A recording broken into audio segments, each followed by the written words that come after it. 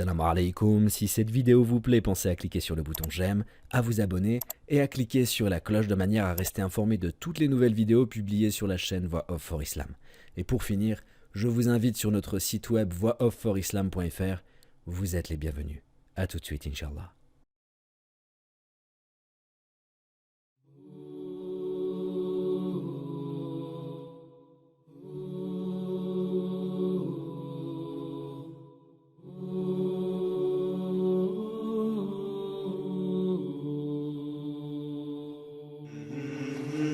Au nom d'Allah, louange à Allah et que la prière et le salut soient sur le messager d'Allah, sa famille et ses compagnons.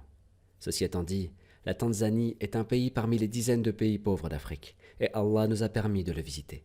Quand nous sommes arrivés sur place, nous avons commencé à observer les conditions de vie des pauvres là-bas, et parmi ceux que nous y avons trouvés, une femme très âgée. Salam alaikum wa alaikum salam. Quel âge a-t-elle? J'ai 80 ans. Mashallah, elle a 80 ans. Nous lui faisons des invocations pour qu'elle ait une longue vie dans l'obéissance et la satisfaction d'Allah. Cette vieille femme est connue pour quelque chose de particulier. Est-ce que tu sais pourquoi elle est connue? Elle est connue pour ses adorations. C'était une fervente adoratrice. Elle jeûnait le lundi et le jeudi. Elle veillait la nuit pour adorer jusqu'à ce qu'elle vieillit et qu'elle tombe malade. Et cela devient plus difficile pour elle. Elle est pauvre et seule. Elle vit sans assistant ni compagnon. Est-ce qu'elle a des enfants? Elle n'a pas d'enfant. Elle n'a personne. Elle n'a personne. Où est son mari? Son époux est mort. Ah, elle est veuve.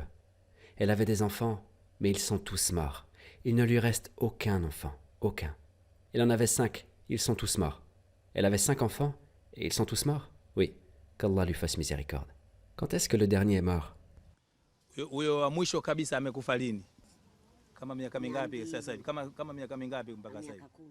Cela fait 10 ans. 10 ans que le dernier est mort. Le dernier est mort il y a 10 ans? Oui. Malgré sa vieillesse et sa maladie, elle travaille pour sa subsistance d'elle-même. Elle ramasse des bouteilles vides pour les vendre aux usines pour quelques pièces. Et en plus de cela, elle fait toutes les tâches ménagères, seule. Elle cuisine et lave ses habits. On ne devrait même pas appeler ça un lavage. L'eau là-bas est sale et noirâtre. Quant à son habitation, c'est une parcelle de terre sur laquelle est construite une petite hutte qui n'est même pas finie et qui est pleine de ces bouteilles qu'elle ramassait des ordures. Et à l'intérieur de cette hutte, il fait sombre même en pleine journée. Je te laisse imaginer sa détresse en pleine nuit. Quant à son enclos, il contenait seulement une poule avec quelques poussins. Et c'est parce que les gens ont confiance en elle et que les gens l'aiment qu'ils lui laissent leur enfant en leur absence. Ils lui laissent leur enfant, et elle était fatiguée d'être seule, de la négligence de ses proches envers elle, malgré son grand âge. Qui l'aide? Est-ce qu'il y a quelqu'un qui l'aide? C'est son neveu qui l'aide. Son neveu, donc le fils de son frère. Oui, il habite à la campagne. À la campagne? Donc c'est un endroit lointain? Oui, c'est un agriculteur. Et il vient de temps en temps, ou il vient souvent? Cela fait 1 an qu'il n'est pas venu. 1 an qu'il n'est pas venu? Comment fait-elle toute l'année? Ce sont les musulmans qui l'aident. C'est les musulmans. Qu'Allah lui facilite. Les musulmans l'aident. Ils lui font des aumônes. Et est-ce que son neveu pourrait venir et habiter avec elle?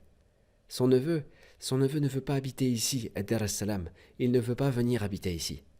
Lui, il voudrait que cette femme parte et habite chez lui.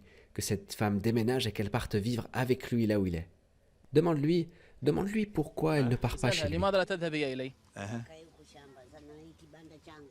Elle a peur pour sa maison. Elle a peur que quelqu'un prenne sa maison, que quelqu'un s'empare de sa maison et dise que c'est à lui. Si elle va en campagne, si elle part à la campagne chez son neveu, elle a peur que quelqu'un prenne sa maison et fasse comme si c'était la sienne, que cette personne dise que c'est sa maison. Et pourquoi ne pas louer sa maison? Pourquoi ne pas louer sa maison à quelqu'un avec un contrat?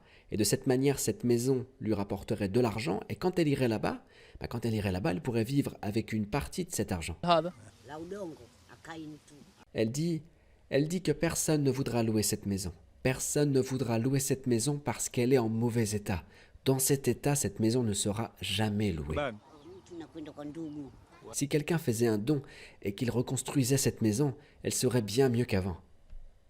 Oui, parce que nous voulons que quelqu'un s'occupe d'elle à cet âge. Elle économisait les quelques pièces qu'elle récoltait pour participer avec les habitants du quartier à construire une école pour Allah, pour l'apprentissage du Coran. Pia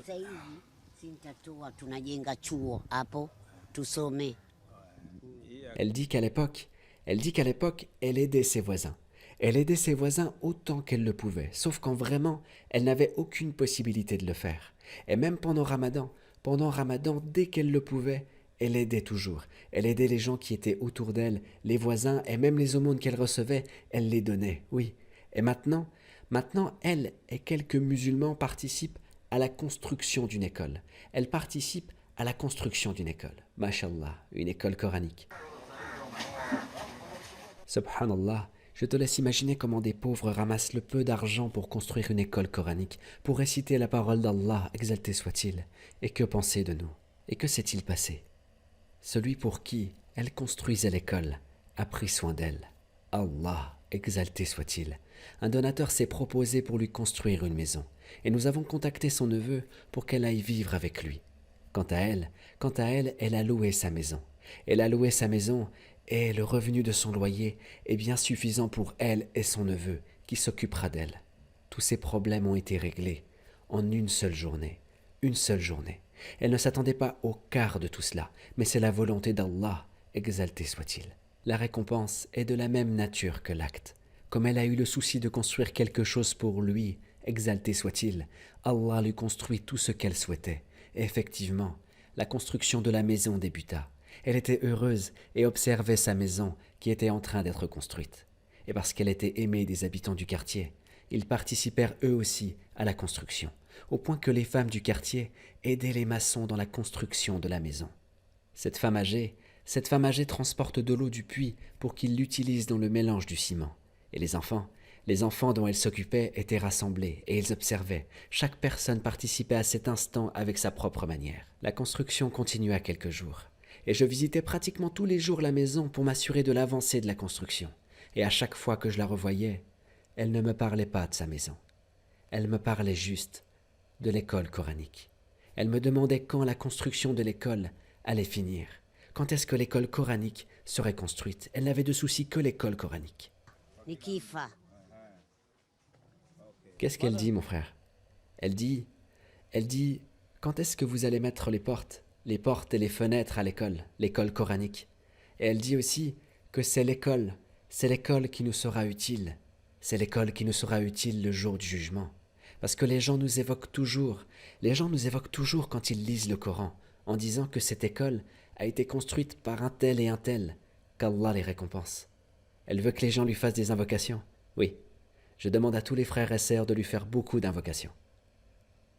Je demande à Allah de te construire un palais au paradis. Ses yeux lâchaient des larmes. Elle demandait sur ce qui est à Allah. Elle ne demandait pas sur ce qui est à elle. Subhanallah.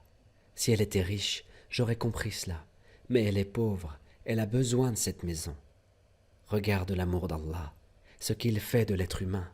Je lui ai demandé pourquoi elle prêtait plus d'attention à la construction de l'école qu'à la construction de sa maison. Elle répondit en pleurant. Elle dit qu'elle veut l'école. Elle veut l'école parce que c'est l'école qui nous sera utile le jour du jugement. Et aujourd'hui, dans cette petite école, on y apprend le Coran. Les enfants y apprennent le livre d'Allah et ne me questionnent pas sur la joie de la mère Khadija.